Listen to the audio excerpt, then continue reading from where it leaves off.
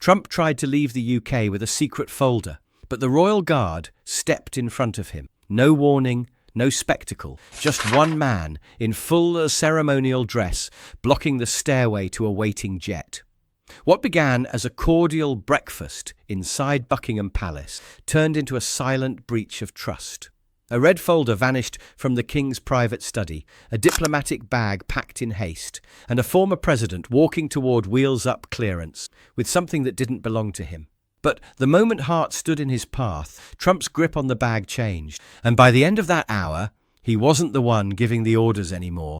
Now, before we show you exactly what happened, hit that subscribe button, tap the bell icon, and drop a comment telling us where in the world you're watching from. Let's get into it. A pale grey sky hovered low above Buckingham Palace, the kind of London morning that blurred time and made even the chimneys seem reluctant to rise. The Union Jack hung limp in the still air. Somewhere inside the East Wing, time stirred, but not in haste. The breakfast room was polished and restrained. Gilded moulding caught the weak morning light, and silver service gleamed on a linen-draped table set with an elegance more precise than extravagant. A single footman moved in silence between the chairs, refilling teacups, straightening plates that barely needed touching. The only real warmth came from the quiet hiss of the fireplace. King Charles sat at the head of the table, posture upright, demeanour as composed as the cutlery. He offered the occasional nod or low-voiced response, neither inviting nor discouraging the flow of conversation. Beside him, Queen Camilla listened more than she spoke, her fork idle, gaze thoughtful, behind a polite smile.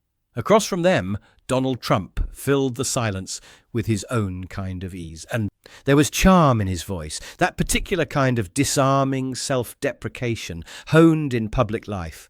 He recounted a moment from a past royal dinner when he'd mistaken a silver baton for a dessert spoon. Camilla gave a mild laugh. Charles gave nothing away. And nearby, standing at absolute attention in the formal dress of the Coldstream Guards, Sergeant Hart watched without watching. He had stood in that room 100 times before. 16 years in uniform. Half a career between Windsor and Horse Guards. Hart was the kind of man who knew where the draft would creep in from beneath the wainscoting before the butler did.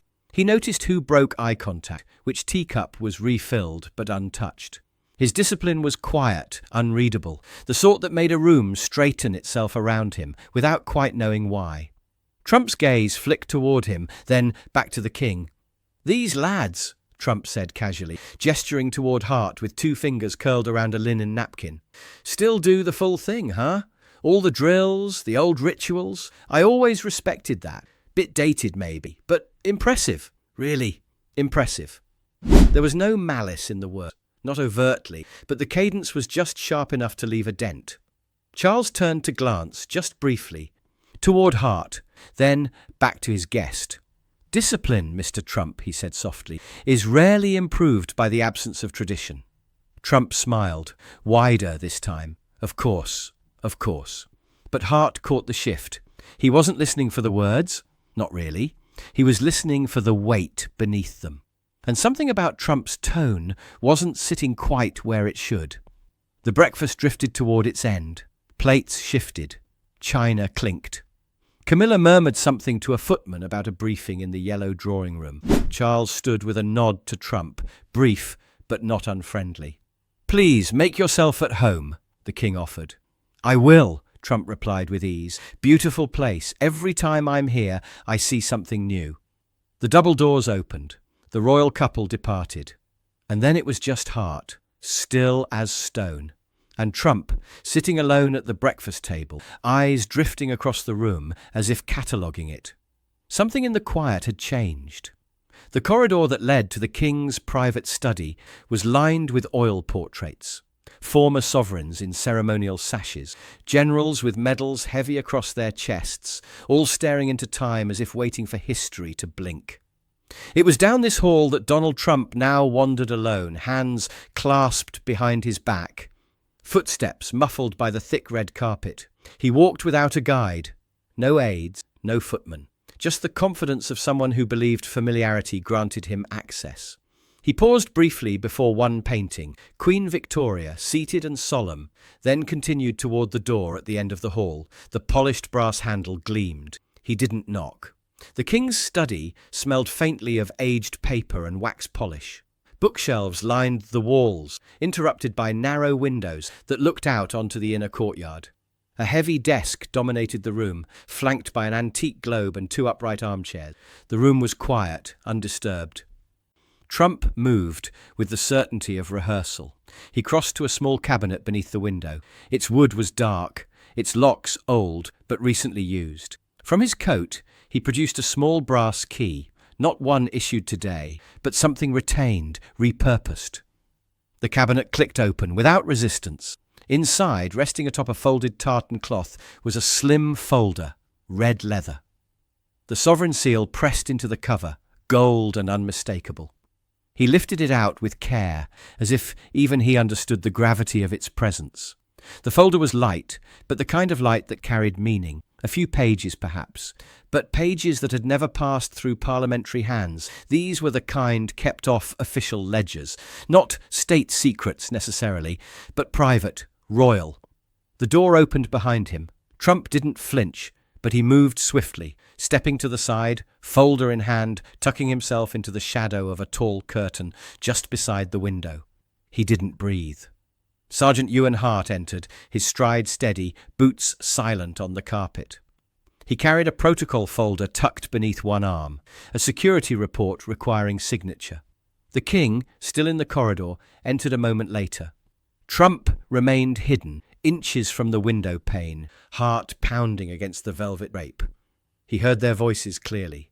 "Just this, sir," Hart said, "regarding the midday perimeter change." Charles took the folder without sitting. He scanned the top page, initialed it, and closed the cover. "Thank you, Sergeant."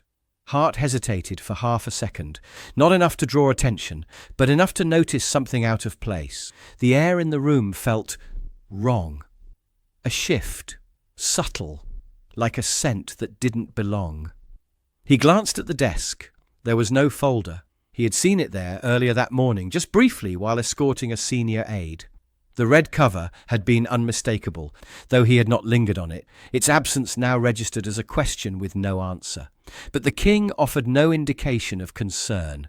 Hart saluted, crisp and clean, and exited the way he'd come. Only once the footsteps faded did Trump move again.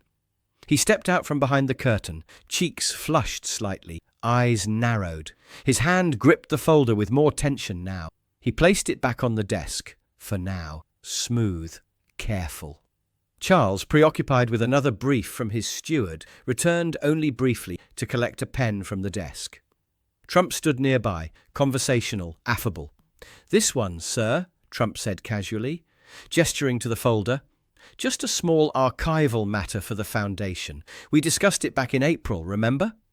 Charles gave it a glance, the red cover, the familiar seal, and nodded, half distracted. "Leave it with me. I'll have my private secretary review." Trump smiled, bowed his head slightly. "Of course."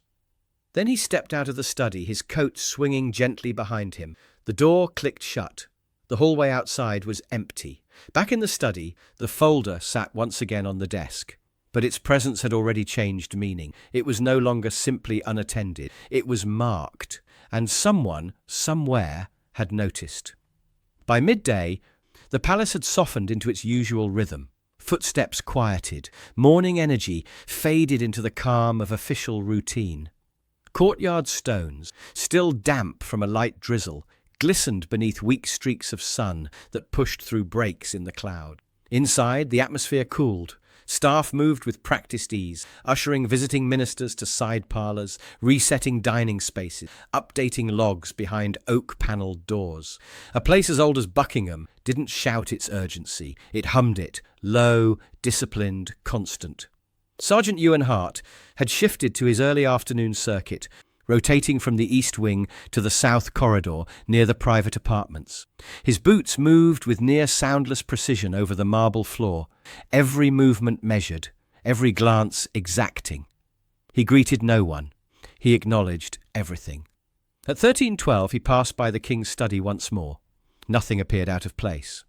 3 floors above, Donald Trump stood in his guest suite, staring at the folder now laid flat on the desk beside his open suitcase. The red leather caught the light in a way that made it seem embossed with more than just the sovereign's seal. It pulsed with significance. He ran a finger along the edge, then slid it into a document sleeve designed for airline security discretion. Outside the window, the courtyard below stretched wide and clean. A convoy was being prepped. 3 black vehicles discreetly stationed beside the private carriage entrance. Engines off for now, drivers idle. The departure was scheduled, but barely noted on the palace movement log. Just another former dignitary with ceremonial ties. No alarms, no press. Trump zipped the suitcase closed. The room smelled faintly of shaving cream and leather. His overcoat was laid across the chair. He pulled it on slowly, adjusting the collar with the confidence of someone stepping back into the theatre of importance. He looked once more at himself in the tall mirror. There was no folder to be seen, only a man with a purpose, walking toward a door he assumed no one else could see through. In the courtyard, Sergeant Hart stood near the northwest archway, speaking quietly with a fellow guard posted at the iron gate. His eyes, trained to survey motion in slices of instinct, caught something that didn't match the pattern. Trump descending the front steps too quickly, his travel bag held not at his side, but close against his chest. Hart didn't blink. He turned subtly, pivoting just enough to follow the former president's stride across the gravel. Trump moved with forced casualness, his aides flanking him, offering brisk nods to security staff, confirming flight schedules over Bluetooth headsets. The bag stayed close to his ribs, not dangling, not rolling, clutched. It was subtle. Ordinary to most. But Hart had seen men protect valuable things before. Letters, orders, items too precious to leave in another's hands. He didn't call it in yet. He didn't make a scene. He simply turned and began walking, not toward Trump, but toward the king's study. He passed no one. The corridor outside the study was empty.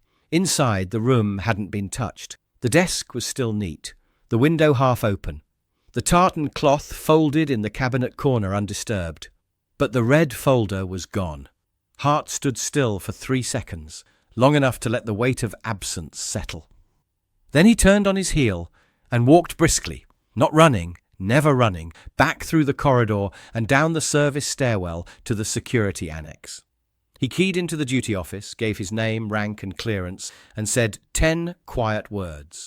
Escort in motion, sovereign folder. I believe it's in play. The officer on duty didn't ask for elaboration. The tone alone was enough. Within 30 seconds, the override code for Heathrow's diplomatic wing was activated. Hart signed the digital clearance slip and stepped back into the rain. He wasn't chasing, not yet, but he was no longer just a guard. He was now the last line.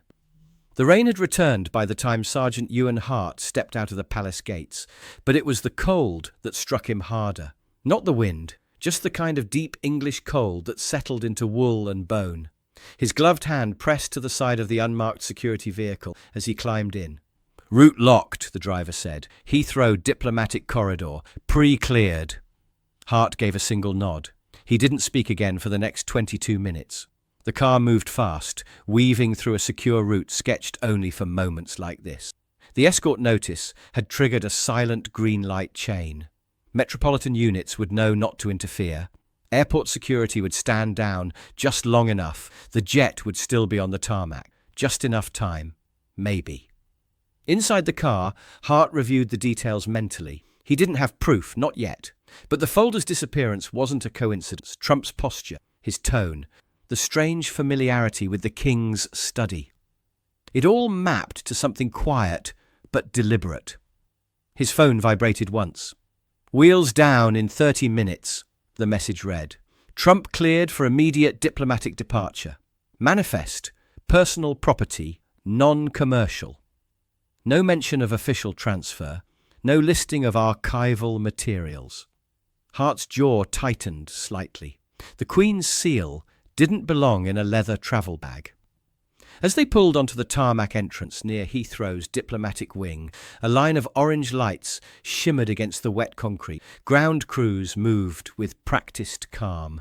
A sleek Gulfstream sat at the far end of the bay, its stair ramp already lowered, engines spooling at low idle. A black convoy of SUVs idled nearby, the same configuration that had left the palace not an hour earlier. Hart stepped out before the car had fully stopped. The rain was light but steady, misting the air in silvery streaks. His boots struck the tarmac with purpose as he walked forward, alone. No umbrella, no backup. His red tunic beneath the black overcoat caught the attention of more than one security agent. Trump stood near the base of the ramp, flanked by 2 aides and a British aviation officer who held a clipboard and spoke in clipped tones. Trump nodded absently, responding with one-word answers, his leather bag hanging tightly off his right shoulder. Hart passed the checkpoint without question. The airport police recognized the crest on his sleeve. They didn't stop him. They just watched. Trump noticed him 5 strides out. Their eyes met. There was a flicker. Confusion first, then recognition, and finally something else. Calculation. Hart came to a full stop just 10 feet from the foot of the stairs. The jet behind Trump gave off a deep, constant hum, ready for departure. The diplomatic security staff shifted uncertainly. The sight was stark. One soldier in rain-slick black, standing silent against the whirring machine of privilege and power. Trump tilted his head, eyes narrowing. "Something I can help you with?" he called, the charm already fading from his voice. Hart said nothing. He simply stood there, centered, unmoving. One of Trump's aides turned toward the aviation officer. "He shouldn't be here. This is secured clearance." The officer didn't answer. His eyes were locked on Hart. Trump took a step closer, dropping his voice, but keeping it audible. "Listen, we had a lovely breakfast. This isn't necessary. Everything's been cleared." Hart still didn't speak. Not yet. He raised his chin slightly, enough to signal intention. Trump's grip tightened on the bag. The moment stretched. Engines roared faintly behind them. The smell of jet fuel floated over the bay. The wind pushed a gust of rain across the pavement. Finally, Hart stepped forward once, not fast, just firm. Trump instinctively stepped back. "Now just hold on," he said more sharply. "You don't outrank me. This is diplomatic property, protected status. You're out of line." Still, Hart said nothing. One of the handlers reached toward the ramp, motioning for Trump to ascend, but Trump didn't move. His eyes kept flicking between Hart's face and the soldier's gloved hand now resting just above his hip, where Hart's clearance envelope was tucked inside his coat. The stalemate had arrived, and it would not be broken by force, only by choice. Hart knew that. And so did Trump. The drizzle had thickened, soft and relentless, casting everything in a film of silver. The floodlights reflected off wet tarmac, throwing blurred shadows around the Gulfstream's wheels and the stair ramp's slick metal. Sergeant Ewan Hart didn't move. He simply remained planted at the foot of the aircraft stairs, alone, in full posture, like a question mark that refused to become a period. Trump, standing just steps away, had never looked smaller, not in stature, but in certainty. Around them, aides hesitated, unsure if protocol still applied. A security officer shifted his weight uneasily. The air had taken on a texture, dense, electric, expectant. "This is absurd," Trump muttered, not to Hart, but to the group behind him. "This man has no standing. He's a ceremonial guard. I'm the former president of the United States. I've been cleared." No one answered. He turned back to Hart. "I'm telling you, these items, the folder, were part of a private understanding. I had the king's trust. I still do. What's in this bag doesn't concern anyone else." Hart didn't react. His expression didn't harden, nor did it soften. He simply observed, a kind of attention that weighed more than any raised voice could. "You think you're protecting something," Trump continued, louder now, "but you're overreaching. You're interfering with diplomatic protocol. You don't want this on your record." Hart's voice, when it finally came, was even, measured, firm. "There is an item in that bag that bears the sovereign seal. It was not recorded for departure. You will return it." Trump blinked. He hadn't expected words. Not from him, and not so calmly delivered. I was given permission, he shot back. You weren't in the room. You didn't hear it. The king agreed. Hart didn't argue. He didn't need to. His silence, too, the kind carved from years of stillness, of watching people unravel in real time, was louder than anything Trump could offer. Trump took a step forward. Rain darkened his overcoat at the shoulders. You're going to stand in my way? For what? A folder? A formality? Hart responded simply. For the crown. Something flickered in Trump's eyes. Disbelief, then defiance. I could bury you, he snapped. You understand that? Your job, your names, your entire career, gone. You interfere with this. You become an international incident. Do you want that over paperwork? Hart didn't flinch. His reply was calm. It's not paperwork. It's trust. And you've just confirmed it's in the bag. The silence that followed was deep and absolute. Not even the engines behind them dared to swell. Trump exhaled slowly. His hand gripped the strap of his leather bag with that same unnatural tension Hart had noticed earlier, like someone guarding not valuables but secrets. You don't understand the cost of what you're doing, Trump said at last, quieter now. This wasn't theft, this was legacy. She wanted me to have it. Hart didn't challenge the statement, but the next words cut through the tarmac like steel. If that were true, sir, it would have been written down. Trump stood still, eyes locked on Hart's, and slowly, visibly, the posture shifted, not in surrender, but in resignation. He turned toward the jet, then back again. You'll regret this, he said, though the venom had dulled. When the press gets hold of it, when your superiors start asking questions. Hart stepped forward, just one pace. Then I'll answer. He reached inside his coat and produced a sealed clearance envelope, pale grey, marked with wax, unsigned but unmistakable. He raised it, showing it not just to Trump, but to the staff, the handlers, and the two uniformed aviation officers who had drawn closer. This is an active intervention, Hart stated.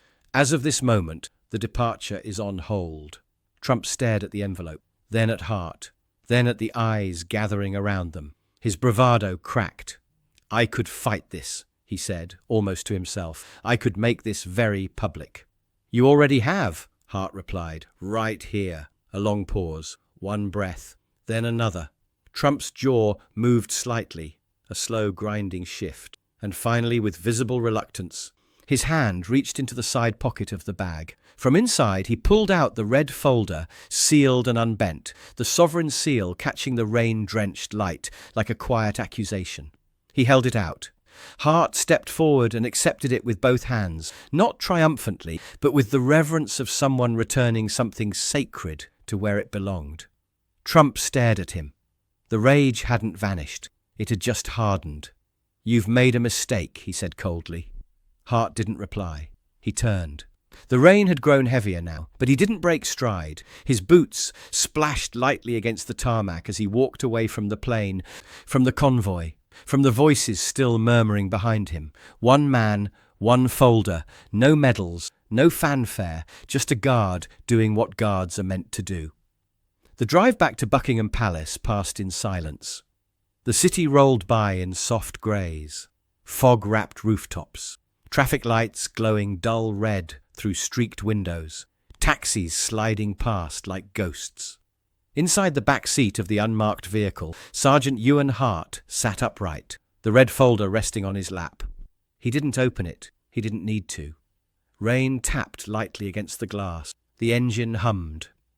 His gloved hand never left the cover of the folder, fingers resting gently against the gold sovereign seal, as though holding something not just important, but fragile.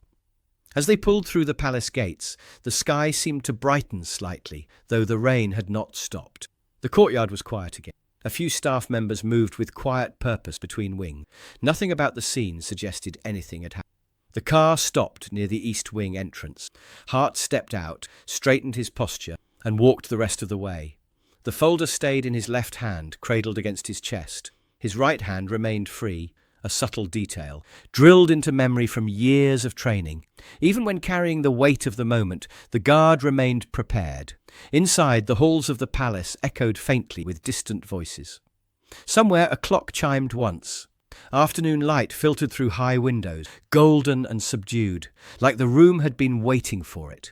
He reached the king's study and knocked once. The door opened from within, not by staff, but by the king himself. Charles stood there, still in his tailored day coat from earlier meetings, reading glasses folded in his hand. His expression was unreadable at first, composed, as always. But when his eyes fell on the folder, something behind them shifted. He stepped aside. Hart entered and walked directly to the desk. He didn't offer commentary. He didn't explain. He simply placed the red folder precisely in the centre, aligning its corners with the grain of the wood. His hand hovered briefly over the surface, then withdrew. The king moved slowly to stand beside him. For a long moment neither man said anything. Charles finally spoke. "Was it intercepted?" Hart replied without hesitation. "Yes, sir. Heathrow tarmac, diplomatic wing." The king gave a quiet exhale through his nose. Not relief, something older. A kind of weary gratitude, reserved only for those who've seen duty upheld when it didn't have to be. "Any trouble?" he asked. Hart's answer came steady. "Some, but not for long." Charles didn't ask for details. He reached out and placed a single finger against the seal of the folder, as if confirming that it was real, that it had come home. Then he looked to Hart, not just at him, through him, as one man of quiet responsibility to another. "You've done the crown a service today," the king said softly. "One, not many." Hart nodded once. "That's enough, sir." Charles offered a faint smile, almost invisible but real. "It is." Hart stepped back, saluted crisply, and turned to leave. As he opened the study door, he paused briefly, only briefly, and cast a final glance toward the desk. The folder sat unopened, its red leather catching a thin line of sun from the window, the seal now dry again under the soft amber light. When he returned to his post at the eastern corridor, the shift bell had not yet rung. A new group of tourists would soon begin their private tour of the state rooms. Somewhere in the kitchens, scones were being prepared for tea. And yet, something had shifted, not visibly, not audibly, but deeply. He stood once again in full ceremonial stillness, his boots in perfect line with the edge of the marble tile, his hands behind his back. To anyone passing by, he was as he'd always been, a symbol, a fixture, part of the palace. But those who looked closely might have noticed a faint trace of rain still clinging to the edge of his collar. Should Trump have been allowed to take the folder as a personal gesture, a token of goodwill between leaders? Or was Sergeant Hart right to step in, even if it meant standing in the path of a former head of state? Let us know what you think in the comments. We read every single one. If you believe some items should never cross the threshold of power into possession, hit the like button now. And if you want more true-to-life stories like this one from inside the Royal Guard's silent world, subscribe with the bell icon turned on so you never miss a moment. Share this video with someone who still believes that duty is bigger than title. Other untold stories are now appearing on your screen. Watch them next. We'll see you tomorrow, same time, same place, with a brand new one.